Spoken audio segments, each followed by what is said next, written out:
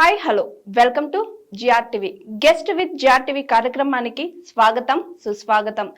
ఈ రోజు మన ముందున్న గెస్ట్ ఉద్యమ నాయకుడు అలాగే విద్యార్థి నాయకుడు నుంచి రాష్ట్ర మాజీ కార్పొరేషన్ చైర్మన్ వరకు ఎదిగిన ఒక ఉద్యమకారుడు గురించి తెలుసుకుందాం. ఆయన ఎవరో కాదండి, ఆయనే డాక్టర్ దూదిమెట్ల బాలరాజు యాదవ్ గారు. హాయ్ సార్, నమస్తే. నమస్తే అమ్మా. ఓకే, ముందుగా మీకు జిఆర్టీవీ ప్రేక్షకులకి యాజమాన్యానికి టెక్నీషియన్స్ కి శుభాకాంక్షలు. Thank you sir. మీకు కూడా సార్. ఇప్పుడు మీరు ఉద్యమాల నుంచి పుట్టిన నాయకుడు. సో ఇప్పుడు ఉద్యమాల పుట్టిల్లంటే ఉస్మానియా యూనివర్సిటీ.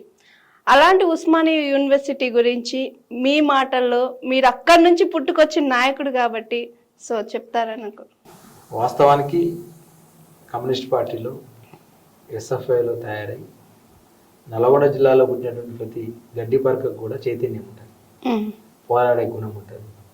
పోరాట స్ఫూర్తితోటి నల్గొండ జిల్లాలో పుట్టి కమ్యూనిస్ట్ పార్టీలో పనిచేసి స్టూడెంట్ ఫెడరేషన్ ఆఫ్ ఇండియా ఎస్ఎఫ్ఐలో విద్యార్థి నాయకుడిగా ఎదిగి ఉస్మాన్ సిటీకి పీజీకి రావడం జరిగింది. ఉస్మాన్ సిటీలో ఎప్పుడైతే పీజీకి వచ్చినామో తెలంగాణ ఉద్యమ భావజాల వ్యాప్తి జరుగుతాం. ఆ రోజు కేసీఆర్ గారి నాయకత్వంలో తెలంగాణ రాష్ట్ర ఆకాంక్ష కోసం ఆ రోజు తెలంగాణ రాష్ట్ర సమితిగా గులాబీ జెండా పుట్టినరోజు ఏదైతే మేధావులకు నిలయాలుగా విద్యార్థి కేంద్రాలుగా విలసిల్లుతున్నటువంటి ఉస్మాన్ సిటీ లాంటి కేంద్రంలో తెలంగాణ ఉద్యమ భావజాలం అనేది మొదటి నుంచి ఉంది. అంటే అనేక మంది ఆ ఉద్యమకారుల్ని ఆ యూనివర్సిటీ తయారు చేసి, అది తెలంగాణ సాయుధ పోరాటమైన, వందే మాతర ఉద్యమమైన, మలిదశ తెలంగాణ ఉద్యమమైన, అదేవిధంగా తొలిదశ తెలంగాణ ఉద్యమమైన, స్వతంత్ర పోరాటమైన అనేక భావజాలాలకు అనేక రకాల ఉద్యమాలకు నిలయం ఉస్మాన్ సిటీ.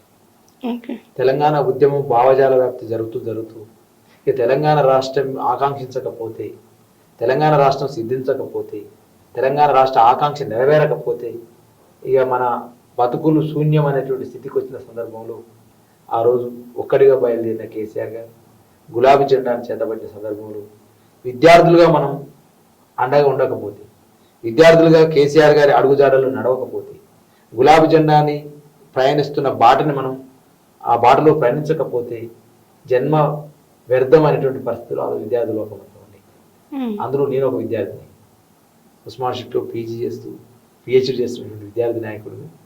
ఆ రోజు 2006 ఒకవైపు కేసీఆర్ గారు తెలంగాణ ఉద్యమం కోసం, తెలంగాణ రాష్ట్ర ఆవిర్భావం కోసం రాజీనామాల ఎజెండాను పెట్టుకొని కరీంనగర్లో రాజీనామా చేసినప్పుడు ఆ రోజు ఈ ప్రాంతంలో ఉన్నటువంటి కాంగ్రెస్ పార్టీ ప్రభుత్వం రాజశేఖర రెడ్డి గారు ఒంటరిగా అన్నీ తానే నడిపిస్తున్న సందర్భంలో కేసీఆర్ గారి నాయకత్వాన్ని, తెలంగాణ ఉద్యమాన్ని కిల్ చేయాలని రాజీనామా అనే అస్త్రాన్ని కేసీఆర్ గారు సంధిస్తే ఇక దొరికిండ్రా కేసీఆర్. ఇక ఇప్పుడు కేసీఆర్ని ఓడగొడితే కరీంనగర్లో ఇక తెలంగాణ ఉద్యమం అనేది ఉండదనేటువంటి ఆ తెలంగాణ వ్యతిరేకించే శక్తులన్నీ కూడా ఏకమై కేసీఆర్ని ఓడగొట్టే ప్రయత్నం చేస్తున్న సందర్భంలో ఆ రోజు తెలంగాణ సమాజం, తెలంగాణ ప్రజలు, తెలంగాణ విద్యార్థులు, అన్ని యూనివర్సిటీలు ఒకే గొంతుకై కేసీఆర్ గెలిస్తేనే తెలంగాణ నిలబడదని చెప్పేసి కరీంనగర్లో కేసీఆర్ని గెలిపించే క్రమంలో ఆ రోజు రిజల్ట్ వస్తాం.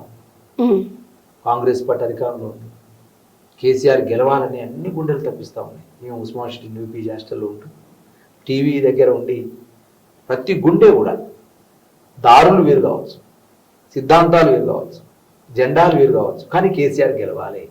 కేసీఆర్ గెలిస్తే తెలంగాణ వాదం బతుకుతుంది, తెలంగాణ గులాబీ జెండా గుబాలించాలనేటువంటి ఒక ప్రతి గుండెల్లో ఆ పులకరింత ఏదైతుందో ఆ పులకరింతున్న గుండెల్లో నా గుండె ఒకటి న్యూ పీజీ హాస్టల్లో టీవీ చూసే దగ్గర. అట్లా కేసీఆర్ గారు ఆ రోజు 2 లక్షల మెజార్టీతో గెలవడం, విద్యార్థి లోకమంతా సంబరాలు చేసుకోవడం. ఆ క్రమంలో నేను పనిచేస్తున్నటువంటి ఆర్గనైజేషన్స్, నేను పనిచేస్తున్నటువంటి communist party of Marxist CPIM Telangana వాదం వైపు లేకపోవడం, మేము ఆ రోజు కేసీఆర్ గారి దారిలో ప్రయాణించాలని నిర్ణయించుకోవడం. తదనంతరం 2008లో సిద్దిపేటలో ఉద్యోగుల గర్జన జరగడం, ఆ ఉద్యోగుల గర్జన సందర్భంలో కేసీఆర్ గారు స్పీచ్ మేము వినడం, అదంతా ఒక ఉప్పాయలాగా ప్రవహిస్తున్న సందర్భం. మలిదశ పోరాటం ఆ రోజు స్టార్ట్ అయ్యి 2009లో కేసీఆర్ గారు దీక్ష పూనుకోవడం నవంబర్ 29వ తారీఖు రోజు. ఆ దీక్ష పూనుకునే ముందు సందర్భంలో నవంబర్ 21, 2009 మీ విద్యార్థి నాయకులమంతా 13 విద్యార్థి సంఘాలు కలిసి ఆ రోజు కేసీఆర్ గారు దీక్ష పూనుకుంటే కేసీఆర్ దీక్షను అండగా ఉంటాం, విద్యార్థి లోకమంతా కేసీఆర్ వెనకాల నడుస్తాం అని చెప్పేసి కేసీఆర్ దీక్షకు మద్దతుగా ర్యాలీ చేస్తే పెద్ద ఎత్తున లాఠీ చార్జ్ అయింది. ఆ లాఠీ చార్జే తెలంగాణ ఉద్యమానికి పునాదిగా మారింది. ఆ లాఠీ చార్జ్లో అనేక మంది విద్యార్థి నాయకులు గాయపడతారు. ఆ క్రమంలోనే నవంబర్ 29, 2009 ఏదైతే ఉందో తెలంగాణ ఉద్యమానికి ఒక మలుపు తిప్పిన సంఘటన కేసీఆర్ గారి దీక్ష అనేది. ఆ కేసీఆర్ గారి దీక్ష ఆ రోజు కేసీఆర్ చచ్చుడు తెలంగాణ వచ్చుడు అంటే ఆ రోజు తెలంగాణ విద్యార్థులకు ఏమి నినదించింది? కేసీఆర్ని బతికించుకుంటాం, తెలంగాణ రాష్ట్రాన్ని సాధించుకుంటామని మేము నినాదం చేయడం. ఆ విధంగా కేసీఆర్ గారి దీక్ష తర్వాతకి డిసెంబర్ 2, డిసెంబర్ 3, 2009 అన్ని సంఘటనలు, దాననాగరింటి పైన దాడి, అదేవిధంగా అనేక సంఘటనలు జరుగుతూ ఉన్నాయి. జరిగే క్రమంలో ఎస్పెషల్గా డిసెంబర్ 9 మేమందరం విద్యార్థి నాయకులం అందరం కూడా ఆ రోజు జేఏసీ ఏర్పడి తెలంగాణ రాష్ట్రం కావాలని కొట్లాడుకుని ప్రతి విద్యార్థి నాయకులు అందరం కూడా ఎక్కడో ఇళ్లలో దాక్కొని ఉన్నాం మేము, ఎందుకంటే అరెస్ట్ చేస్తారు కాబట్టి. ఆ విధంగా మీ నాగోల్లో ఉన్న నేను ఒక ఇంట్లో దాచుకున్నాను. అర్ధరాత్రి చిదంబరం ప్రకటన తెలంగాణ ప్రజల ముఖాల్లో చిరునవ్వు చిందించింది. ఆ విధంగా తెలంగాణ రాష్ట్రం స్వతంత్రం అర్ధరాత్రి స్వతంత్రం వచ్చిందని చెప్పేసి మాట్లాడుతున్నాం, కానీ అర్ధరాత్రి తెలంగాణ ప్రకటన అయితే వచ్చింది, మీకు కళ్ళారా చూసి. కానీ తెల్లారి మా సంబరం ఏదైతే ఉందో డిసెంబర్ 9 ప్రకటన సంబరం మాకు 23వ తారీఖు వరకే నిలిచింది. డిసెంబర్ 9, 23 అంటే కనీసం ఒక 13-12 రోజులలో మళ్ళా ఆ పరిష్టమైన ఆంధ్ర నాయకత్వం రాజీనామాల డ్రామా ఆడి ఆంధ్ర ప్రాంతంలో రాజకీయ నాయకులు ఉమ్మడి ఆంధ్రప్రదేశ్ అందరూ రాజీనామా చేస్తూ ఉన్నారు. క్రికెట్లో స్కోర్ ఎట్లయితే పెరుగుతుందో ఆంధ్ర రాజకీయ నాయకులు డ్రామా ఆట మొదలైంది.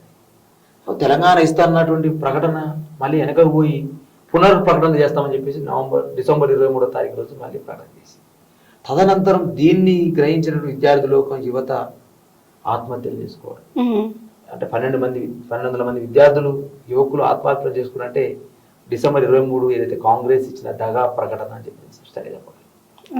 మాకున్న ఆనందము 13-12 రోజులు కూడా, అంటే 60 సంవత్సరాల తెలంగాణ రాష్ట్ర ఆకాంక్ష 13 రోజులు 12 రోజులు కూడా మా కళలో ఆనందాన్ని చూపించలే ఆంధ్ర నాయకత్వం. ఆ రోజు రాజీనామా డ్రామాలు తెరలేపి మళ్ళా పునర్విభజన ప్రకటనను పరిశీలిస్తామనేటువంటి చిదంబరం గారి ప్రకటనతోటి మళ్ళీ మా ఆశలై యువతలో ఒక ఆందోళన చెలరేగి ఆత్మహత్యలు చేసుకునే పరిస్థితి, తనతోను బలమరణాలు అయ్యే పరిస్థితి, 1200 మంది చనిపోవడానికి కారణం ఈ కాంగ్రెస్ పార్టీ. ఇలా చెప్తుంది చాలా రకాలుగా ఏ ముఖ్యమంత్రి గారు ఈరోజు ఉన్న కాంగ్రెస్ పార్టీ మేమే తెచ్చినాం, సోనియమ్మ ఇచ్చిందని మాట్లాడుతున్నాడు కాంగ్రెస్ పార్టీ నాయకులు.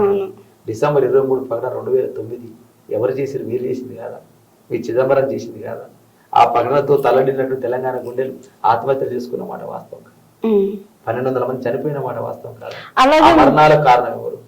ఆ ప్రకటనకు కారణం ఎవరు? ఈ దగా కారణం ఎవరు? ఈ దౌర్జన్యానికి కారణం ఎవరు? ఈ అలజడులకు కారణం ఎవరు? ఈ అల్లర్లకు కారణం ఎవరు? ఈ లాఠీలకు కారణం ఎవరు? ఈ భాషవాయి ఘోరాలకు కారణం ఎవరు? ఈ కేసులకు కారణం ఎవరు? ఈ లాఠీ దెబ్బలకు కారణం ఎవరు? మా జైలు నిర్బంధాలకు కారణం ఎవరు? ఈ అన్నిటికీ కారణం కాంగ్రెస్ పార్టీ. కాబట్టి నేను జరిగినటువంటి రజతోత్సవ సభలో కేసీఆర్ గారు చెప్పిన మాట, మొదటి నుంచి లాస్ట్ వరకు కాంగ్రెస్ పార్టీ మొదటి విలన్, మొదటి శత్రువు అని కాంగ్రెస్ అని చెప్పండి. ఒకటి చెప్పలే. ఇవన్నీ నేను చెప్పిన ఈ అంశాలన్నీ కేసీఆర్ గుండెల్లో ఉన్నాయి కాబట్టి మొదటి శత్రువు కాంగ్రెస్, మొదటి విలన్ కాంగ్రెస్ తెలంగాణ చెప్పడం జరిగింది. అన్నట్టు మీరు అన్నారు ఇప్పుడు ఈ కాంగ్రెస్ పాలన గురించి. అలాగే ఇప్పుడు ఇదే కాంగ్రెస్ ఉస్మానియా యూనివర్సిటీలో ఎలాంటి ఉద్యమాలు కానీ ర్యాలీలు కానీ ధర్నాలు కానీ చేయకూడదని ఒక సర్క్యులేషన్ ఇచ్చింది సార్. దీని మీద మీ అభిప్రాయం ఏంటి? అప్పుడు ఉస్మానియా యూనివర్సిటీలో కొంత ఉద్యమం వచ్చినట్టే వచ్చింది, కానీ కొంచెం ఇప్పుడు ఆ ఊపు లేదు. ఎందుకని? ఇప్పుడు ప్రజాపాలన కదమ్మా, ప్రజాపాలనలో ధర్నాలు ఉంటాయి, ప్రజాపాలనలో స్వేచ్ఛాయుత వాతావరణం ఉంటుంది, ప్రజాపాలనలో నిర్బంధాలు ఉండవు, ప్రశ్నించే గొంతులు ఉంటాయి, ప్రశ్నించే గొంతులు అన్ని ఉండాలని చెప్పేసి మాట్లాడిన రేవంత్ రెడ్డి గారు. అయ్యా గ్రూప్ 1 సంబంధించినటువంటి నిరుద్యోగులు అశోక్ నగర్ చౌరస్తాలో రాహుల్ గాంధీ తీసుకొచ్చి కాఫీ తాగినవే, ఓట్ల కోసం ఆ రోజు డ్రామాలు ఆడినవే. అదే గ్రూప్ 1 నిరుద్యోగులు జీవో 29 తీయడం ద్వారా మాకు అన్యాయం జరుగుతుందని మాట్లాడితే వాళ్ళ మీద లాఠీచార్జ్ చేసినావు కదా. ఉస్మాన్ యూనివర్సిటీలో మెగా డిజే చేయమని చెప్పేసి విద్యార్థులు అడిగితే వాళ్ళ మీద దాడి చేసినావు కదా. ఇక లగచర్లలో గిరిజన రైతులు మా రెక్కాడితే డొక్కాడని బతుకులు, మా భూమిని గుంజుకుంటే మా బతికెట్టయిద్దని చెప్పేస్తే వాళ్ళ మీద నిర్బంధం చేసి జైల్లో పెట్టినావు కదా. అదేవిధంగా రుణమాఫీ కాలేదని చెప్పేసి మాట్లాడితే యూట్యూబర్లని, మహిళా జర్నలిస్టులని తీసుకెళ్ళి కొట్టినావు కదా. వాళ్ళ మీద అసెంబ్లీలో ఏది పడుతుంది బట్టలోడు తీసుకొడతని చెప్పేసి మాట్లాడినావు కదా. ప్రజాపాలన సామాజిక న్యాయం 7వ గ్యారెంటీ అంటే ఇదేనా రేవంత్ రెడ్డి గారిని అడుగుతున్నాం మీ జిఆర్టీవీ ద్వారా. రేవంత్ రెడ్డి గారు న్యాయం చెప్పండి. ప్రజాపాలనకు నిదర్శనం ఇదేనా? ప్రజాపాలన తాత్పర్యం అంటే ఇదేనా? ప్రజాపాలనకు ఇదేనా నీ భావం అంటున్నా నేను. ప్రజాపాలన పేరుతో నిర్బంధం కొనసాగించడం, ప్రజాపాలన పేరుతో గొంతెత్తితే గొంతులు నలిపేయడం, ప్రజాపాలన పేరుతో కేసులు పెట్టడం, ప్రజాపాలన పేరుతో లాఠీచార్జ్ చేయడం, ప్రజాపాలన పేరు చెప్పి దానికి అందమైన ముసుగు తొడిగి ఇందిరమ్మ పాలన అని చెప్పి ఎమర్జెన్సీ తీసుకురావడమేనా అంటూ నేను. ఇదే కదా, ఇదా ప్రజాపాలన అంటే? ఏ ఉస్మాన్ సిటీ అయితే నిన్ను, ఏ నిరుద్యోగులు అయితే నిన్ను అధికారం తీసుకొచ్చిన నువ్వేం మాట్లాడినావు? 26 లక్షల మంది నిరుద్యోగులు నా వెనకాల ఉన్నారని మాట్లాడినావు, నాకు ఓటేసిరని మాట్లాడినావు, వాళ్ళ ఆకాంక్షలు నెరవేరుస్తానని మాట్లాడినావు, వాళ్ళ నిరుద్యోగ గుర్తిస్తానని చెప్పేసి అన్నావు, నిరుద్యోగ క్యాలెండర్ విడుదల చేస్తానన్నావు, 2 లక్షల ఉద్యోగాలు ఇస్తామన్నావు. అన్ని దగా చేయడమే కాక ఏ యూనివర్సిటీలు అయితే ప్రశ్నించే గొంతుకలు ఉంటాయి, ప్రశ్నించే గొంతుకనే అని చెప్పేసి మాట్లాడిన రేవంత్ రెడ్డి గారు ప్రశ్నించే గొంతుకల్ని ఇలా నలిపేస్తున్నావు కదా. అదే ఉస్మాన్ సిటీలో నిర్బంధాలు పెడుతున్నావు కదా. అదే ఉస్మాన్ సిటీలో ఒక సర్క్యులర్, ఒక బ్లాక్ డేగా చెప్పుకోవచ్చు ఆ రోజుని, ఒక సర్క్యులర్ జారీ చేసి నిర్బంధాలు, ధర్నాలు ఉండవు, దీక్షలు ఉండవు, ఆర్తనాదాలు ఉండవు అని చెప్పేసి మాట్లాడినావు కదా, ర్యాలీలు ఉండవు అని చెప్పేసి మాట్లాడినావు కదా. ఇదేనా ప్రజాపాలనకు నిదర్శనం? ఇదేనా ఇందిరమ్మ పాలన అంటే? ఇందిరమ్మ ఎమర్జెన్సీ పాలన అనుకుంటున్నావా? ఏం మాట్లాడాలమ్మా? ఏం మాట్లాడాలి రేవంత్ రెడ్డి గురించి? తెలంగాణ ఉద్యమంలో ఉన్నది నేను, తెలంగాణ ఉద్యమం వ్యతిరేకి ఆయన. ఈ తెలంగాణ ఉద్యమం వ్యతిరేక గురించి నేను ఏం మాట్లాడాలి? తెలంగాణ విద్యార్థులపైకి రైఫిల్ ఎక్కిన మనిషి గురించి ఏం మాట్లాడాలి? చంద్రబాబు నాయుడు కనసనలో తెలంగాణ వ్యతిరేకిగా మాట్లాడిన రేవంత్ రెడ్డి గురించి నేనేం మాట్లాడాలి? తెలంగాణ రైజింగ్ తెలంగాణ అంటూ లూజింగ్ తెలంగాణ చేస్తున్న రేవంత్ రెడ్డి నేనేం మాట్లాడాలి? తెలంగాణ అంటే తెలంగాణ దొంగ లెక్క చూస్తున్నారని మాట్లాడే రేవంత్ రెడ్డి నేనేం మాట్లాడాలి? తెలంగాణలో దొంగవు నువ్వు. 50 లక్షల డబ్బు సంస్థలతోటి అడ్డంగా దొరికి తెలంగాణను అబాస్పాలు చేయాలని చెప్పేసి స్టిఫెన్స్ అనే ఎమ్మెల్సీని కొనడం కోసం 50 లక్షల డబ్బు సంచిని తీసుకెళ్లినటువంటి చంద్రబాబు నాయుడు శిష్యుడు నువ్వు. దొంగ లెక్క చూకుంటే చూస్తారు. ఆయన వాస్తవం చెప్పుకుని గతంలో ఒప్పుకోలే, నన్ను దొంగ అంటుర్రు, నన్ను జైలు వేసిర్రు, నా బిడ్డ పెళ్లి కూడా జూనియలేదు అని చెప్పేసి మాట్లాడిన చంద్రబాబు నాయుడు గురువు శిష్యుడు రేవంత్ రెడ్డి ఇలా ఒప్పుకుండు దొంగని నేను. ఎందుకంటే డబ్బు సంస్థలు మోసుకపోయాడు కదా. సంతోష్ ఇకనైనా దొంగని ఒప్పుకున్నాం. ఇక దొంగ పోతే ఎవరు ఇస్తారు? ఆయన అప్పులు ఎవరు ఇయ్యరు. ఈ దొంగ వాళ్ళ కడతారు ఒకరు అని. మరి దొంగని అనుమానం ఉంటుంది. ఎందుకంటే చెప్పులు ఇడిస్తే చెప్పులు కూడా ఎత్తుకపోతారు దొంగలు. అందుకని దేవదేవుడు చెప్పులు ఎత్తుకపోతాడని భయపడుతున్నారట. మాట్లాడే తీరు ఏం చెప్పాలి తల్లి? అదే, కానీ మీరు అన్నట్టే ఈ తెలంగాణ దొంగ రేవంత్ రెడ్డి అని మీరే అంటున్నారు. మరి అలాంటి దొంగకి తెలంగాణ రాష్ట్ర ప్రజలు ఓట్లేసి ఎలా గెలిపించారు? బీఆర్ఎస్ ని ఎందుకని ఓడించాల్సిన పరిస్థితి వచ్చింది? ఈ దొంగకి ఎందుకు తాళాలు ఇచ్చారు తెలంగాణ ప్రజలు? అంటే ఎక్కడ తప్పు జరిగింది? మీ పార్టీలో ఏమైనా తప్పు జరిగిందా? లేదా ప్రజలు మార్పు ఇంకొక పార్టీ ద్వారా ఏమైనా మార్పు వస్తుందని కోరుకున్నారా? దొంగ వెనకాల గజ దొంగలు ఉన్నారు. వెనకాల ఆ గజ దొంగ, ప్రజలు గజ దొంగలు అంటారా? దొంగ వెనకాల గజ దొంగ ఉన్నాడు. ఆ గజ దొంగ గురువు చంద్రబాబు. ఆ గజ దొంగ రూపం ప్రజలకు తెలవలే. ఈ దొంగని తెలవలే రేవంత్ రెడ్డి. ప్రశ్నించే గొంతుకు అనుకున్నారు తెలంగాణ ప్రజలు. ప్రజా పరిపాలన చేస్తాననుకున్నారు తెలంగాణ ప్రజలు. కానీ ప్రజాపాలన వెనకాల దగాపాలన ఉంటుందని ప్రజలు గ్రహించలేకపోయారు. ఈ రోజుకి అర్థమైపోయింది. ప్రశ్నించే గొంతుగా ఆవే ప్రశ్నించే గొంతుకుల్ని నోరు మూసిందని నోరు కలగనలే. అదే పూసింది. ఒక్క హామీ 2 హామీ 420 హామీలు ఇచ్చారు. 420 హామీలు ఇచ్చారు. ఒక్క హామీ నెరవేర్చిన పాపాన పోలే. హామీ నెరవేర్చకపోగా కుమ్ములాటలు, ముఠా తగాదాలు, మంత్రుల మధ్య సమన్వయం లేదు. నేను అనట్లే బీఆర్ఎస్ పార్టీగా, ఒక ఉద్యమ నాయకుడిగా దూదిమెట్ట బాలయ్య నేను చెప్పట్లే ఇలా చెప్తామని ముఖ్యమంత్రి చెప్తా ఉంటారు. నన్ను ఎవ్వరు పని చేస్తలేరు, అందరూ కాళ్ళ కట్టబెడుతున్నారు అని ఢిల్లీలో ప్రెస్ మీట్ పెట్టి చెప్పారు. ఇవాళ ఏం మాట్లాడుతున్నాడు? అప్పిస్తలేరు ఎవరు. మరి నువ్వు రైజింగ్ తెలంగాణ ఎట్లా అంటున్నావు? అప్పు పుడతకపోతే అభివృద్ధి చెందుతా నువ్వే అంటున్నావు, మళ్ళీ అభివృద్ధి చెందలేదని నువ్వే అంటున్నావు. కారణం ఏంటి? నీ గురువుని ఏమన్నా సాటిస్ఫై చేయడం కోసమా? అమరావతి రాజధాని ఏర్పడుతుంది కాబట్టి పెట్టుబడులన్నీ తెలంగాణ అటు తరలించడం కోసమా? చంద్రబాబు నాయుడిని సాటిస్ఫై చేయడం కోసం ఈ మాటలు మాట్లాడుతున్నావా? అమరావతి డెవలప్ చేయడం కోసం ఈ మాటలు మాట్లాడుతున్నావా? తెలంగాణ బతుకులు ఆగం చేయడం కోసం ఈ మాటలు మాట్లాడుతూ ఉన్నావా? ఒకవైపు ఏమో తెలంగాణ మస్తు డెవలప్ చేస్తున్నా, ఇక బీఆర్ఎస్ ఉండదు, బీఆర్ఎస్ కూకటి వేలతో బీకేస్తా, కేసీఆర్ అయినటువంటి మొలకెత్తని అని చెప్పేసి మాట్లాడినావు కదా. నేను గేటు తెలిస్తే ఒక్కరు కూడా టీఆర్ఎస్ ఉన్నాను కదా. ఎడిపోయింది మరి రైతోత్సవ సభకు చీమల పుట్టల్లాగా కదిలొచ్చిన జనాన్ని చూసి బెంబేలు ఎత్తినవా? రైతోత్సవ సభ వరంగల్లో కేసీఆర్ మాటలను చూసి ఆగవాగం అయినవా? అరే నేను సీఎం నైతుని నాకు కనీసం నా పేరైనా తీసుకోవాలని చెప్పేసి బాధపడి మాట్లాడినావా? పరిశానకి మాట్లాడినావా? ఏం మాట్లాడినావు రేవంత్ రెడ్డి? ఏది నీ మాటలు? ముఖ్యమంత్రి మాట్లాడిన మాటలేనావి? ఈ తెలంగాణ నువ్వు ముఖ్యమంత్రి అనుకోకపోవచ్చు, కానీ తెలంగాణ రాష్ట్రం అనే దాన్ని ఒకటి ఏర్పాటు చేసిండు కేసీఆర్ నాయకత్వంలో. ఆ రాష్ట్రాన్ని నువ్వు ముఖ్యమంత్రి అని ప్రజలు నమ్ముతున్నారు. నీకు నమ్మకం లేకపోవచ్చు, లేకపోతే ఉత్తమ్ కుమార్ రెడ్డి ఏమైనా పుల్ల పెడతా ఉన్నాడా, లేదా రాహుల్ గాంధీ ఏమైనా అపార్ట్మెంట్ ఇస్తలేదు కాబట్టి ఫ్రస్ట్రేషన్లు ఉన్నావా? ఎందుకు? ఏంది మాటలు? తెలంగాణ ఏం చేద్దాం అనుకుంటున్నావు? తలసరి ఆదాయంలో నెంబర్ 1 గా ఉన్న తెలంగాణ తీసుకెళ్లి 11వ స్థానాన్ని పడగొట్టినావు. జిఎస్టీలో దేశంలోనే 3వ స్థానం 2వ స్థానం అంటే 14వ స్థానాన్ని పడగొట్టినావు. ఆ రియల్ ఎస్టేట్ భూమంతా తగ్గించినావు. ఎక్సైజ్ లో తప్ప ఆదాయం అన్నిట్లలో తగ్గింది. ట్రాన్స్పోర్ట్ ఆదాయం తగ్గింది, సొంత పనుల ఆదాయం తగ్గింది, రెవెన్యూ ఆదాయం తగ్గింది, రియల్ ఎస్టేట్ ఆదాయం తగ్గింది, స్టాక్ అండ్ రిజిస్ట్రేషన్ ఆదాయం తగ్గింది, అన్ని ఆదాయాలు తగ్గింది. కానీ అనుమల రేవంత్ రెడ్డి కుటుంబం యొక్క ఆస్తులు మాత్రం పెరిగింది. కొండరెడ్డి ఆస్తులు పెరిగినాయి, తిరుపతి రెడ్డి ఆస్తులు పెరిగినాయి. ఏదైతే 4th సీటా ఏమో సీటా ఫ్యూచర్ సీట్ అంటారు కదా, 2000 ఎకరాలు ఆల్రెడీ మూడ కట్టుకుని కూర్చున్నారు అన్నదమ్ములు. మరి మీరు సాధించి తెచ్చుకున్న తెలంగాణని ఇప్పుడున్న గవర్నమెంట్ ఇంత ఆగం చేస్తుంటే మీరు ఎలా స్పందిస్తున్నారు? మీ బీఆర్ఎస్ పార్టీ ఏం చేస్తుంది? ఇలా 16 నెలల కాలంలో రేవంత్ రెడ్డి గారు ముఖ్యమంత్రిగా అయిన తర్వాత అన్ని రంగాలు అతలాకుతలమైనవి. ఆ రోజు కేసీఆర్ నాయకత్వంలో పండు ముసలి నుంచి పసిపిల్లవాడికి సాయం జరిగితే, ఈ రోజు పసిపిల్లవాడి నుంచి పండు ముసలి వరకు అన్యాయం జరుగుతూ ఉంది. ముసలిళ్ళ పింఛన్లో అన్యాయం జరుగుతుంది, పసిపిల్లవాడికి సంబంధించిన కేసీఆర్ కిట్టులో అన్యాయం జరుగుతూ ఉంది. అదేవిధంగా మహిళలకి ఇవ్వాల్సిన 2500 అన్యాయం జరుగుతూ ఉంది. యువతులకి ఇవ్వాల్సిన స్కూటీల విషయంలో అన్యాయం జరిగింది, తులం బంగారం విషయంలో అన్యాయం జరిగింది. ఇలా ఆ రంగం ఈ రంగం అని కాదు, అన్ని రంగాలు కుదేలైనవి. కుదేలై ఆ వ్యవస్థలన్నీ కూడా అతలాకుతలం అవుతున్న సందర్భం కనపడతాం. తమ సొంత ప్రయోజనాల కోసం మంత్రులు పనిచేస్తూ ఉన్నారు, తమ సొంత ప్రయోజనాల కోసం ముఖ్యమంత్రి పనిచేస్తూ ఉన్నారు తప్ప ప్రజల కోసం పనిచేయాలని ఆలోచన లేదు. కానీ బీఆర్ఎస్ పార్టీగా మేము ఆ రోజు మా పార్టీ అధ్యక్షుల వారు, మా అధినేత కేసీఆర్ గారు ఒకటే మాట చెప్పినారు, మనం 10 ఏళ్ళ అధికారంలో ఒక కొత్తగా ఏర్పడ్డ ప్రభుత్వానికి 1 సంవత్సరం పాటు మనకు అవకాశం ఇద్దాం, వాళ్ళు పరిపాలించే అవకాశం ఇద్దాం, వాళ్ళ పాలన కొనసాగించే అవకాశం ఇద్దాం అని ఇచ్చినాం. ఈ సంవత్సర కాలంలో వీరు చేసింది ఏంటంటే ఏం లేదు మేడం, ఒకటే చేశారు. ఏంది? భవనాలకు రంగేశారు, ఉన్న భవనాలకు రంగేశారు, భవనాల పేర్లు మార్చారు.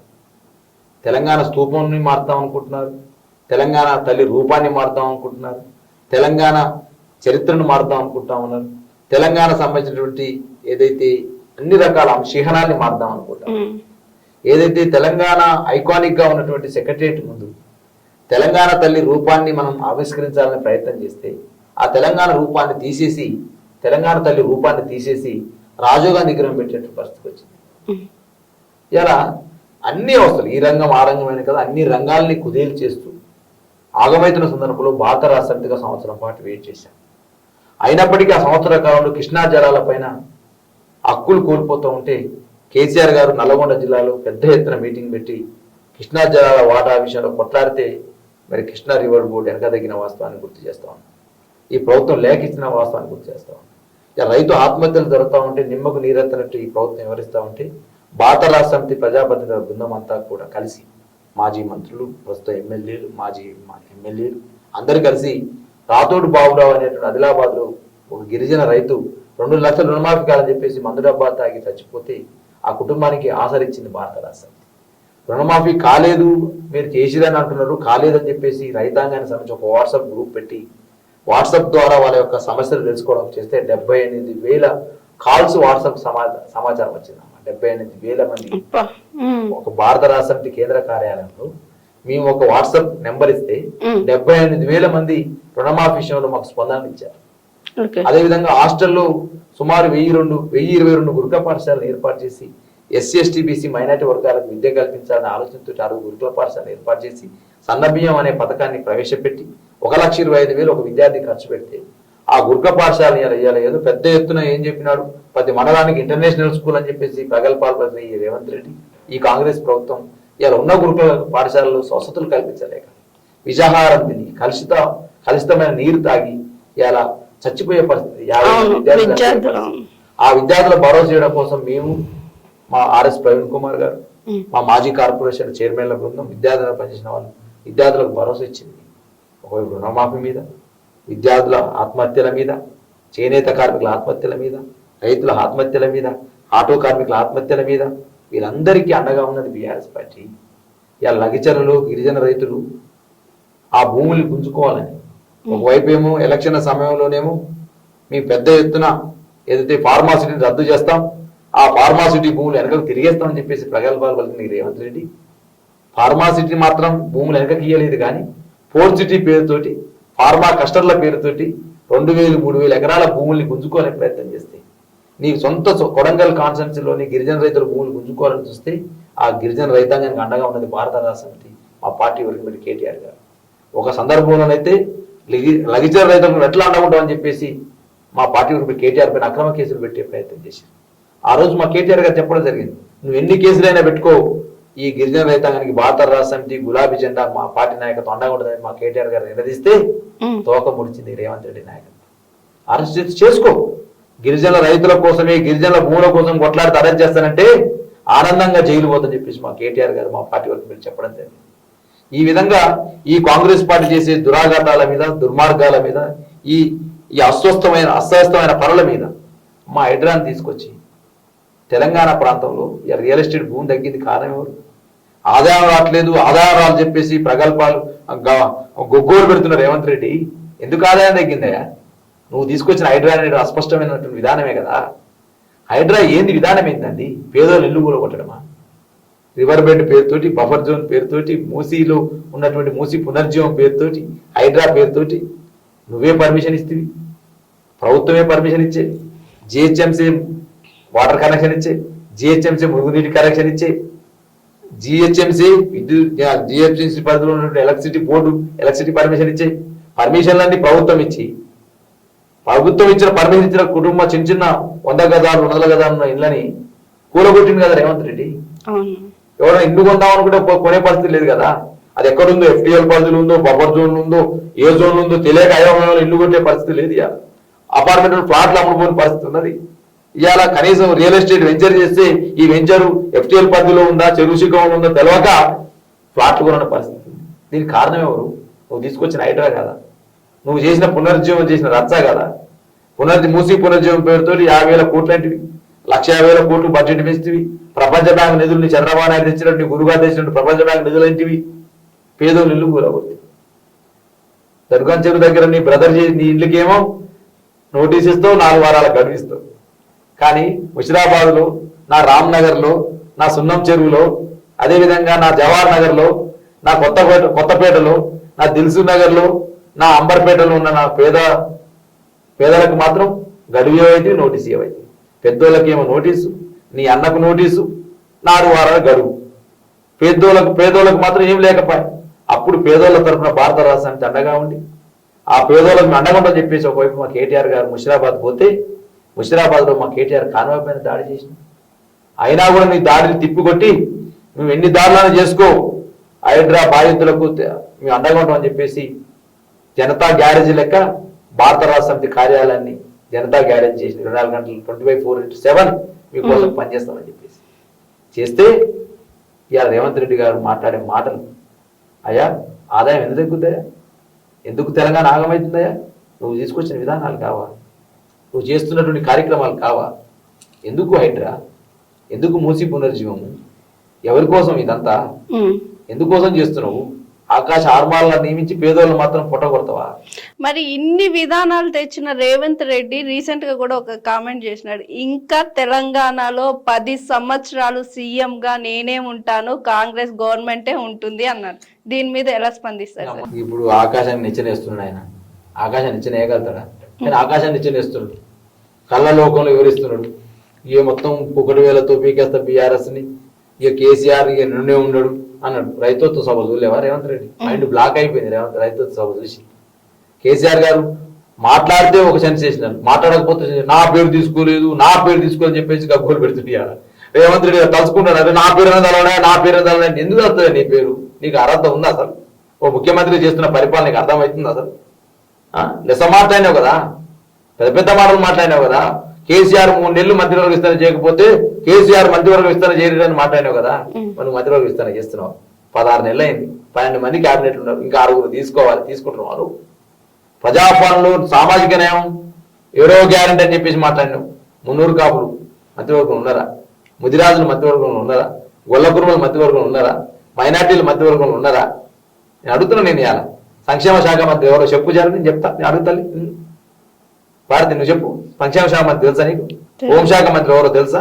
అది హోంశాఖ మంత్రి ఆయనే, సంక్షేమ శాఖ మంత్రి ఆయనే, విద్యాశాఖ మంత్రి ఆయనే, పురపాలక పట్టణ శాఖ మంత్రి ఆయనే, న్యాయశాఖ మంత్రి ఆయనే, ఈ గిరిజన శాఖ మంత్రి కూడా ఆయనే. నాకు తెలుసు ఆయన తీసుకోలేండి గిరిజన అంటే ఏలేదు కదా, ఎవరికి స్థానమే లేదు కదా. ఏమంటే ప్రజాపాలనలో అందరికి సమన్వయం వంటివి మధ్య రోజు విస్తరణ లేకపోయా. కేసీఆర్ అప్పులు చేసిందని చెప్పేసి గొప్పలు చెప్తివి. 1,03,000 కోట్లు అప్పు చేస్తేవి. కనీసం కేసీఆర్ చేసిన అప్పులు 4,17,000 కోట్లు అయితే మాకు కాళేశ్వరం అనే వైకానిక్ ఉంది. కేసీఆర్ బిడ్డ రైతు బంధుకు 72,000 కోట్లు ఇచ్చిన సందర్భం ఉంది. 1,21,000 కోట్లు ఖర్చు పెట్టి ధాన్యం కొనుగోలు చేసిన సందర్భం ఉంది. పాలమూరు ఎత్తిపోతలంటే ఒక ప్రాజెక్టుని ప్రారంభించిన సందర్భం ఉంది. కోయల్ సాగర్, కలవకుర్తి, భీమా నెట్టెంపాన్ని పూర్తి చేసిన సంతృప్తి ఉంది. రైతులకు బీమా ఇచ్చిన సందర్భం ఉంది. ఆడపడుతులకు కేసీఆర్ కిట్ ఇచ్చిన సందర్భం ఉంది. నువ్వు తెచ్చినప్పుడు దేని చేస్తేవి? నిరుద్యోగ వృత్తి ఇస్తావా? 2 లక్షల ఉద్యోగాలు ఏమైనా నింపుతావా? తులం బంగారం ఏమైనా ఇస్తావా? 2,500 ఏమైనా పూర్తి చేస్తావా? రుణమాఫీ మొత్తం పూర్తి చేస్తావా? రైతు బంధు ఏమైనా ఇస్తావా? ఏం తీసుకుపోయినావు? 1,50,000 కోట్లు ఏం చేసినావు?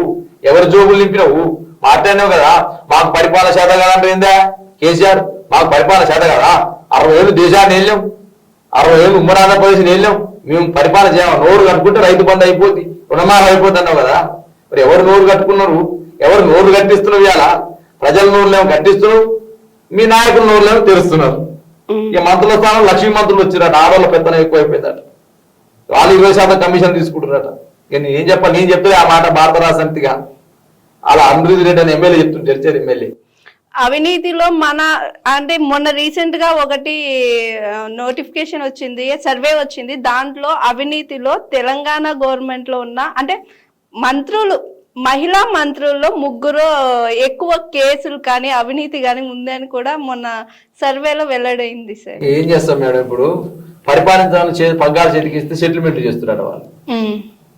పరిపాలించాలని పబ్లిక్ సంబంధించినటువంటి బిల్లులు క్లియర్ చేయమంటే మాకేమి ఇస్తామని అడుగుతున్నారట. 20% ప్రభుత్వం అయిపోయింది కదా. మేము చెప్పట్లేదు, అలా ఎమ్మెల్యే అన్నిగురి చెప్పినాడు. వాళ్ళకి సంబంధించినటువంటి కాంట్రాక్టర్లు ఎవరైతే ఉన్నారో 50 లక్షలు 20 లక్షలు పనులు చేసిన కాంట్రాక్టర్ సెక్రటరియట్ ముందు పోయి డిప్యూటీ ఛాంబర్ ముందు ధర్నా చేసిరమ్మా. 20% కమిషన్ మేము చేసింది 20 లక్షలు 30 లక్షల వరకు, ఆయనకి 20% కమిషన్ యాడ్ చేయమని వాళ్ళు చెప్తున్న మాటలు ఇవి. నీ జీవన్ రెడ్డి చెప్తున్నాడు నీ పరిపాలన గురించి. అరే హోమ్ మినిస్టర్ నీ దగ్గరనే పెట్టుకున్నావు, నా సొంత కాంగ్రెస్ పార్టీ కార్యకర్త చచ్చిపోతే దిక్కు లేదని చెప్పేసి జీవన్ రెడ్డి అన్నాడు. మీ ఎమ్మెల్సీ సీనియర్ నేత, సీనియర్ నాయకుడు నీకంటే కూడా ఆయన అన్నాడు. కులగాన చేసిన గొప్పలు చెప్పుకుంటే నీ తీన్మార్ మళ్ళీ నీ ఎమ్మెల్సీ, నీ కాంగ్రెస్ పార్టీ ఎమ్మెల్సీనే ఏమన్నాడు? కులగాన అంత తప్పులో తరగని చెప్పేసి మాట్లాడాడు. మరి ఏం చెప్పాలి నువ్వు? నీ ఎమ్మెల్యేలు నీ పరిపాలన గురించి తక్కువ మాట్లాడుతున్నారు. నువ్వు వస్తే లేవు లేసలేరు. ఏం చెప్పాలి నేను? ఆయన కేబినెట్ సమావేశంతో లేచే పరిస్థితి లేదు ఎవరు. అక్కడ రాహుల్ గాంధీ అపాయింట్మెంట్ లేదు, ఇక్కడ మంత్రులు ఎవరు లెక్క పెడతలేరు. ఏ ముఖ్యమంత్రి కానీ మేమేం తక్కువ? ముఖ్యమంత్రి రేవంత్ రెడ్డి మేము ముఖ్యమంత్రి అని చెప్పి 12 మంది మంత్రులు తయారట. వాళ్ళు ఊరు ముఖ్యమంత్రి మంత్రి పోయినా హెలికాప్టర్ తగ్గుతలేరు ఎవరు. హెలికాప్టర్ తప్ప ప్రయాణమే లేదుగా. షేర్ ఆటో కంటే ఎక్కువ ఆహ్వానం చేసిరు హెలికాప్టర్ ని. షేర్ ఆటోలో పోయినట్టే బర్త్డేకైనా హెలికాప్టర్ పోతున్నారు. రీసెంట్ గా మన ఎక్కడికెళ్ళి ఎమ్మెల్యే గృహప్రవేశం ఉంటే దానికి కూడా హెలికాప్టర్నే పోయారు. హెలికాప్టర్ షేర్ ఆటో కంటే ఆహ్వానం చేసిర్రు. ముఖ్యమంత్రి ఎట్లయితే ఉందో ఈ మంత్రులు కూడా రోప్ వేలు పెడుతున్నారు, పోలీసు బృందాన్ని పెట్టుకుంటారు, అంగుల ఆర్భాటాలు చేస్తా ఉంటారు. ప్రజల గురించి పరిస్థితి పరిస్థితి అకాల వర్షాలు వచ్చి ధాన్యం దర్శింది, ధాన్యం కొనే నాదులు లేడు. కుప్పల మీద రైతులు పడిగాపులు కాస్తున్నారు. 15 రోజులైన రైతు ధాన్యం కొనుగోలే పరిస్థితి లేదు. ఎవరు మాట్లాడుతున్నారు ఇది గురించి? భారత రాష్ట్రం అంటే కదా మాట్లాడేది. రైతులు అకాల వర్షాలు వస్తే దానికి ఏమైనా ఇవ్వాలి కదా, పంట నష్ట పరిహారం ఇవ్వాలి కదా. అది చేసే పరిస్థితి మనకు ఉందా? బర్త్డేలకు హెలికాప్టర్లు, గృహప్రవేశాలకు హెలికాప్టర్లు, రోప్వేలు, ఎంజాయ్మెంట్లు, మీ పదవులు కాపాడుకునే తానాలు. మరి ప్రజలను ఏం చేసిర్రు? బదాలకు ఇడిచిర్రు ప్రజల బతుకుల్ని.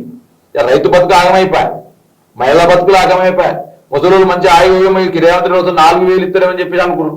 అప్పుడు అన్నారు కేసీఆర్ ముసలయ్యకి ఇస్తుండు, ముసలమ్మకి ఇస్తలేడు, ముసలమ్మకు పంచాయతీ పెట్టిందని చెప్పేసి మాట్లాడారు రేవంత్ రెడ్డి. మరి ముసలయ్య గుర్తు రావట్లేదు అయ్యాలి. మహిళలు నేను కోటీశ్వరులు చేస్తాను కదా, మరి కోటీశ్వరులు చేస్తాను మహిళలకు 25,000 ఇస్తామని ఆదికి రావట్లేదా? తులం బంగారం పెడతానని ఆలోచన రావట్లేదా నీకు? కాబట్టి రేవంత్ రెడ్డి గారు మాటలేమో బ్రహ్మాండంగా ఉన్నవి, అభయాస్తం పేరుతో ఇలా శూన్యాస్తం చేసినారు. ఇలా ఉద్యోగ సమాజాన్ని కూడా కించపరిచపరచుకొచ్చినండి. ఎందుకు నీ అక్కసు తెలంగాణ ఉద్యమంలో నువ్వు భాగస్వామ్యం కాలం కాబట్టి ఉద్యోగులు అయ్యారు కాబట్టి చంద్రబాబు నాయుడు అని చెప్తుండే ఉద్యోగులందరూ యాంటీగా పనిచేసారు భయ, మనకు అప్పుడు తెలుగుదేశం పార్టీకి నాకు వ్యతిరేకంగా పనిచేసారు, తెలంగాణ తీసుకొచ్చారు, వాళ్ళ జీతాలు ఇవ్వకు, వాళ్ళ డిఏలు పెంచకు, వాళ్ళ పిఆర్సీ ఇవ్వకు, అప్పుడే ఎలక్షన్ల కోసం ఓట్ల కోసం చెప్పినావు కానీ ఇప్పుడు మాత్రం చెప్పకని చెప్తున్నా. మీ గురువు గారు ఏమన్నా ఏం జరుగుతుంది వెనకాల చెప్పాలే. ఇంటికి పెద్దవు నువ్వు, ముఖ్యమంత్రిని చేసి ప్రజలు నిన్ను ఓటేసి ఏం చెప్పాలి? అయ్యా డిఏలు 4-5 ఉన్నాయి, 2 ఇస్తా, తర్వాత 3 ఇస్తా అని చెప్పాలి.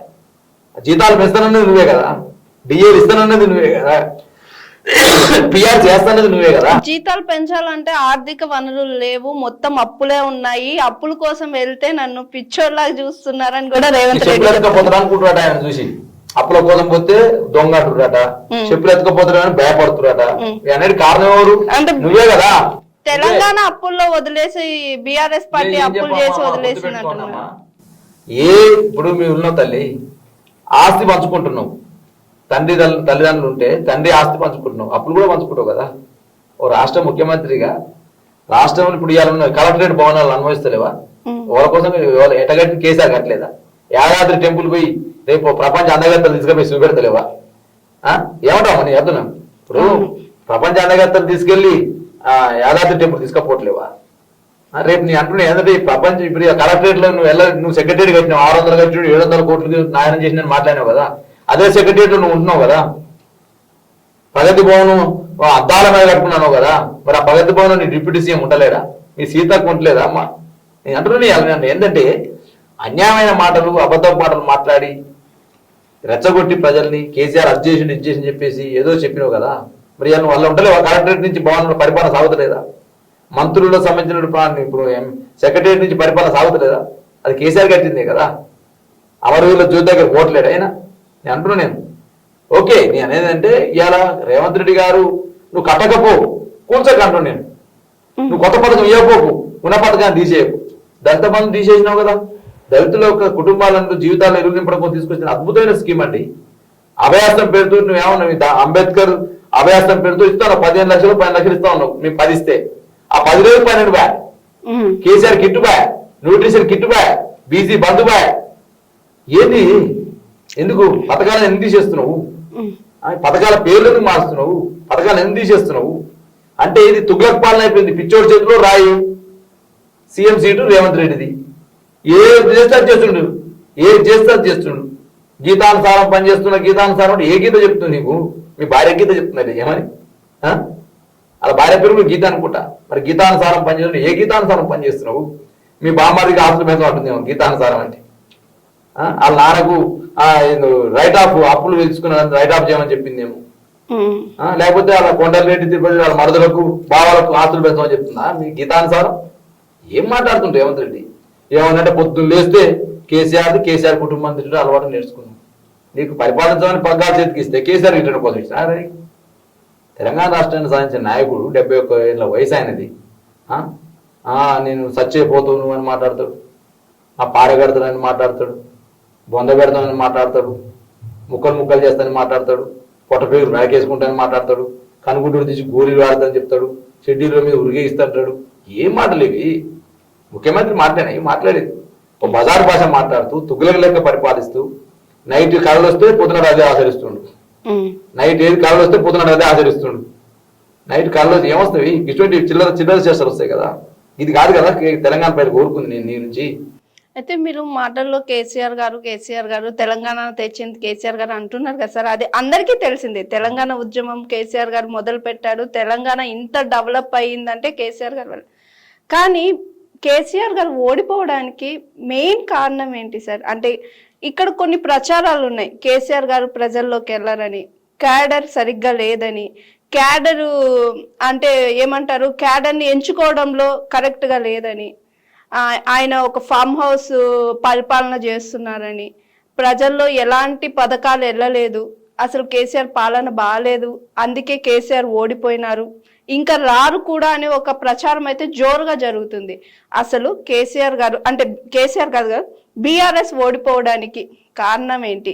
ఈ కారణాలు మెయిన్ గా అనుకోవచ్చా లేదా ఇంకేమైనా కారణం ఉందా? 10 సంవత్సరాల కాలంలో ఓడిపోయిన ఎంత ఓడిపోయినాం తల్లి.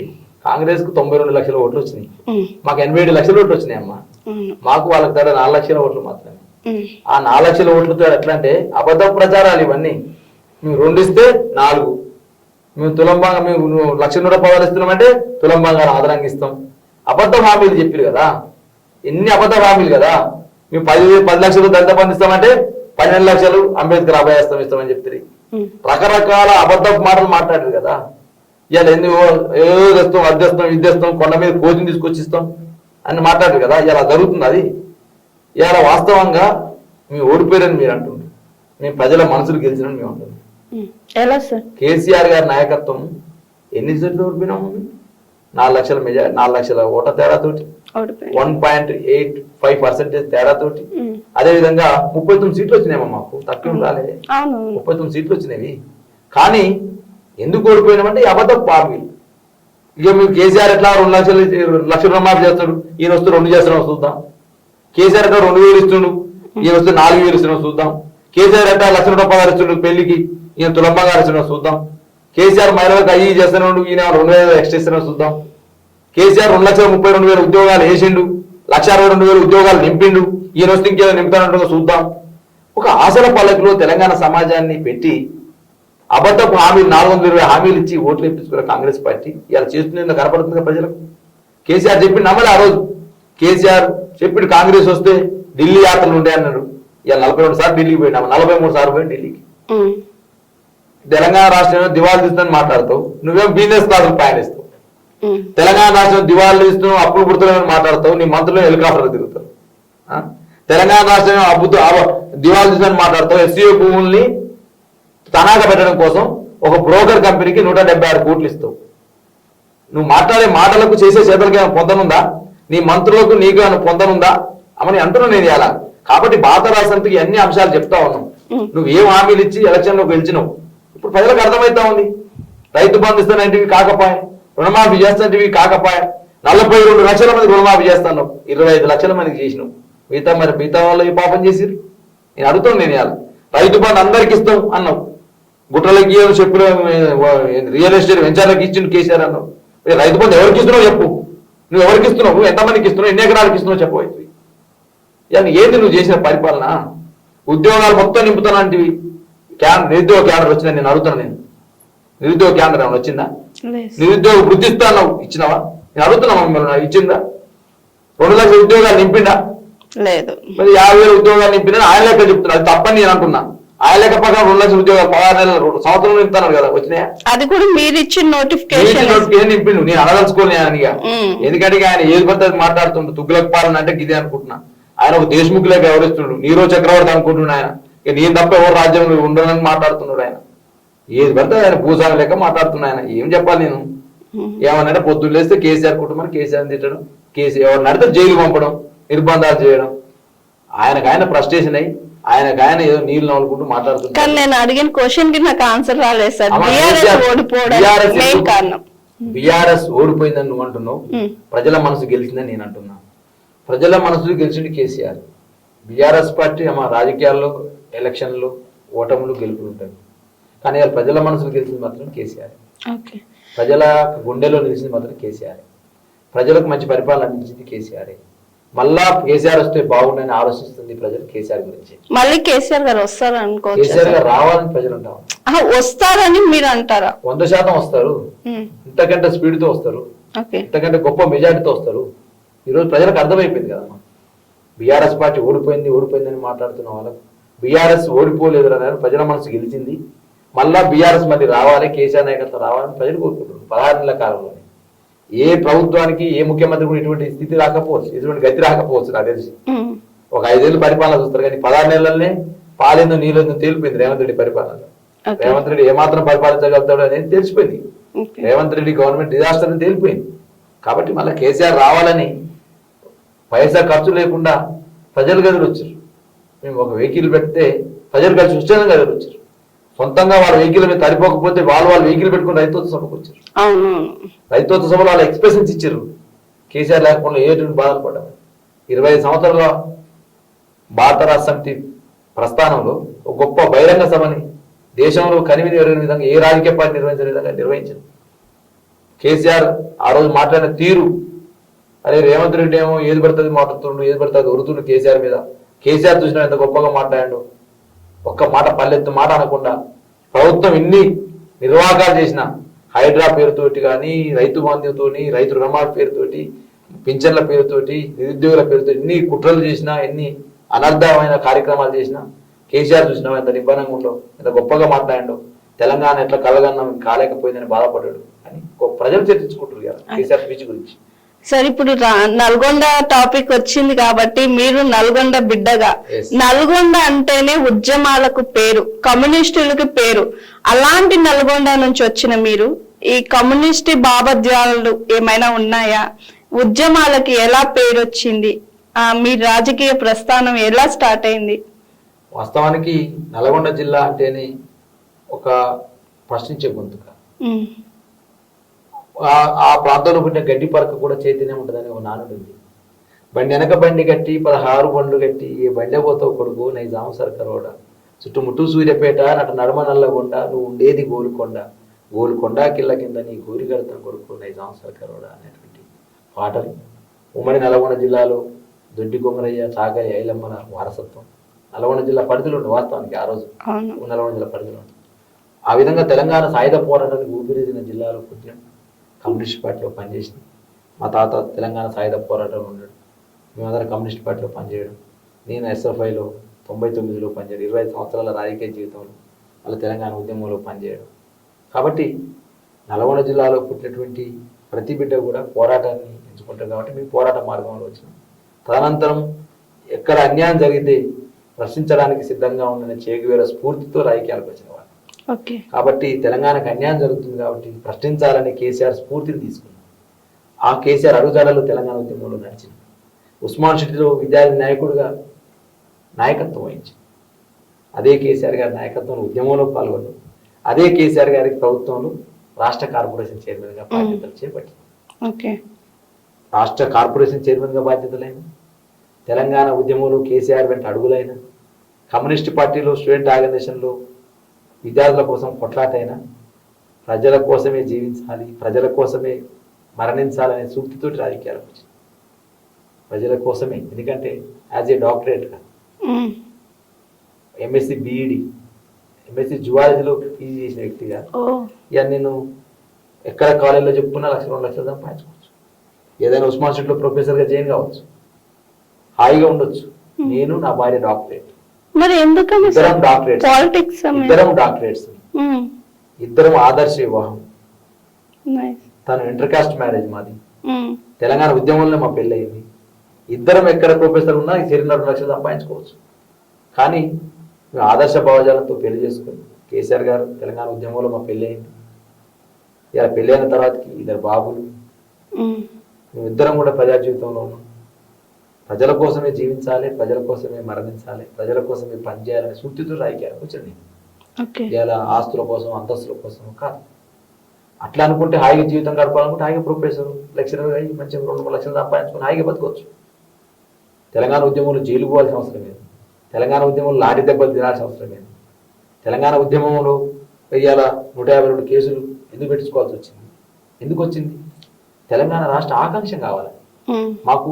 మా సొంతం కాదు కావాల్సి, తెలంగాణ రాష్ట్రం కావాలని ఆ రోజు కేసీఆర్ అట్లా స్ఫూర్తి నింపిండి మాలో. కేసీఆర్ గా ఆ రకమైన భావ ప్రకటన మాలో రేకెత్తించే విధంగా భావవ్యాప్తి జరిగింది.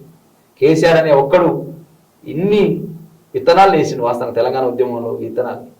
కాబట్టి నల్గొండ జిల్లా నుంచి సాగించిన విద్యార్థి ఉద్యమ ప్రస్థానం ఉస్మాన్ సిటీలో కొనసాగి ప్రజా జీవితంలో కార్పొరేషన్ ఉన్నప్పటికీ ఇప్పటికీ ఎప్పటికీ నీతివంతమైన రాజకీయాలు చేయాలనేది మా అభిలాష, మా ఆకాంక్ష. ఆ విధంగానే మా ప్రస్థానం కొనసాగుతుంది. భవిష్యత్తులో అన్నీ ఉంటాం. ఓకే సార్, ఇప్పుడు మీరు అన్నట్టు ఇప్పుడు నల్గొండలో ఉన్నప్పుడు కమ్యూనిస్టులో కూడా పాల్గొన్నారు అన్నారు, అలాగే ఉద్యమాల్లో. ఇలాంటి టైంలో జైలు జీవితం, కొట్టడాలు ఇలాంటివి జరుగుతాయి కదా సార్, అవి కూడా మీరు ఫేస్ చేశారా? 152 కేసులు నా మీద. అమ్మో. 50 రోజులు జైల్లో ఉన్నా నేను. ఉమ్. మొదటిసారి 2010 ఫిబ్రవరి 15వ తారీఖు అరెస్ట్ అవుతా. నేను 14వ తారీఖు అరెస్ట్ అవుతా. రెండోసారి 2011 ఆగస్టు 16వ తారీఖు అరెస్ట్ అవుతా. 25 రోజులు 50 రోజులు జైలు జీతం ఉంటా. 152 కేసులు. నేను చదివే డాక్టరేట్, నా మీద కేసు 152 కేసులు. నా భార్య డాక్టరేట్, నేను డాక్టరేట్ని. ఇట్లా ఎందుకు అంటే ఇంకా ఇప్పటికే కేసులు ఉన్నాయి. కేసు తెలంగాణ వచ్చిన తర్వాత కేసీఆర్ గారి నాయకత్వాన్ని తీసేసి మాదేందంటే తెలంగాణ రాష్ట్రం వస్తే చాలనుకున్నాం. ఆ రోజు ఎన్నో పోరాటాలు చేసినాం. ఉంటది బాధ ఉండదా? అమ్మ నాన్న అనుకోరా, ఏంది బిడ్డ నువ్వు ఇంత కష్టపడి చదువుకున్నావు, పీజీ చేసినావు, పిహెచ్డీ చేసినావు, ఉద్యోగం చేసుకుంటే 2 లక్షలు వస్తాయి కదా, ఎందుకు ఈ బాధలు? పోలీసు వాళ్ళతో దెబ్బలు, పోలీసులతో తన్నులు, పోలీసులతో కొట్లాట, బాష్పాయి గోళాలు, లాంటి దెబ్బలు ఎప్పుడు వస్తావో తెలియదు. హిస్టరీ కదా. ఒక పేదవాడు కొడుకు తెలంగాణ హిస్టరీలో నిలబడ్డాడు కదా. తూదిమేట బాలయ్య అంటే 2013 సెప్టెంబర్ 7వ తారీఖు రోజున ఏపీఎన్జీఓల సభలో గర్జించిన బిడ్డడు కదా బిడ్డడు తూదిమేట బాలయ్య. ఆ హిస్టరీ వచ్చింది కదా, క్వశ్చన్ వచ్చింది కదా ఎగ్జామ్లో. ఇంతకంటే ఇంకేం కావాలి? ఉంటుంది, కొంత పెయిన్ ఉంటుంది. భార్య నన్ను లవ్ మ్యారేజ్ చేసుకున్నాం, ఇంటర్ కాస్ట్ మ్యారేజ్ చేసుకున్నాం, ఆమె ఎస్సీ, నేను బీసీ, అరే ఎట్లా బతాం, పిల్లలు, ఇది జీవితం ఇట్లా అయిపోయా అని అనిపిస్తుంది. కానీ ప్రజల కోసం తృప్తిగా పనిచేయాలనుకున్నప్పుడు ఎన్ని మర్చిపోతాం, అన్ని మర్చిపోతాం. ఎన్ని రకాల ఇబ్బందులు ఉంటాయి. ప్రజా చదువుకునే రాదు. మా అమ్మనాలు వారసత్వ రాజకీయ నాయకులు కాదు, లేదా వ్యాపారవేత్తలు కాదు, లేదా డబ్బున్న కుటుంబాల నుంచి రాలేదు. తెలంగాణ ఉద్యమం అనే కుటుంబం నుంచి వచ్చింది. మా ఆస్తి తెలంగాణ ఉద్యమం, మా అంతస్తు తెలంగాణ ఉద్యమం, మా రాజకీయం తెలంగాణ ఉద్యమం, మా ఆలోచన తెలంగాణ ఉద్యమం. ఆ తెలంగాణ ఉద్యమంతో మమేకమైంది మా జీవితం. కాబట్టి ఎన్ని కష్టాలు వచ్చినా ఆనందంగానే గడిపినాం, ఆనందంగానే స్వీకరించినాం, ప్రజలతో ఆప్యాయతతోనే ఉన్నాం. సార్, మీరు మాజీ రాష్ట్ర కార్పొరేషన్ చైర్మన్ గా మీకు ఒక పదవి వచ్చింది. ఆ పదవి మీకు సంతృప్తినిచ్చిందా? ఆ పదవి వచ్చిన తర్వాత మీరు ఆ పదవిని బేస్ చేసుకొని ప్రజలకు ఎలాంటి న్యాయం చేశారని మీకు సంతృప్తి ఉంది? డిసెంబర్ 17, 2021 నాకు పదవి కేసీఆర్ గారి నోటి వెంట నీకు రాష్ట్ర స్థాయి చైర్మన్ ఇస్తుందని చెప్పడం జరిగింది. ఆ సందర్భంలో నేను ఉన్నటువంటి 24 నెలలు, డిసెంబర్ 23లో మళ్ళీ గవర్నమెంట్ పోయింది. 24 నెలలు అంటే సుమారు 23 నెలలు చేశాను నేను. చాలా కార్యక్రమాలు చేశాను. ఏదైతే గొర్రెల పంపిణీ పథకం ఉంది, యాదవ్ కుటుంబ సోదరులకు ఉందో వాళ్ళందరికీ గొర్రెల పంపిణీ కార్యక్రమాన్ని చేపట్టాను. సుమారు 12,000 కోట్ల బడ్జెట్లో 5-6 వేల కోట్ల రూపాయలు ఇవ్వగలిగింది. కేసీఆర్ గారు ఈ సబ్బండ వర్గాలకు న్యాయం చేయాలని ఆలోచన, బడుగు బలైన వర్గాలకు న్యాయం చేయాలని ఆలోచన ఏదైతుందో, గీత కార్మికులు కావచ్చు, చేనేత కార్మికులు కావచ్చు, ముదిరాజులు కావచ్చు, మున్నూరు కాపులు కావచ్చు, కుల కుర్మలు కావచ్చు, ఎంబీసీలు కావచ్చు, ఈ వర్గాలకు న్యాయం చేస్తేనే తెలంగాణ సుసంపన్నమవుతుంది అనే ఆలోచన కేసీఆర్ ఉంది. బంగారు తెలంగాణ అంటే బడుగులు అభివృద్ధి చెందాలనే ఆలోచన, బడుగు బలైన వర్గాలకు న్యాయం జరగాలనే ఆలోచనే బంగారు తెలంగాణ యొక్క లక్ష్యం.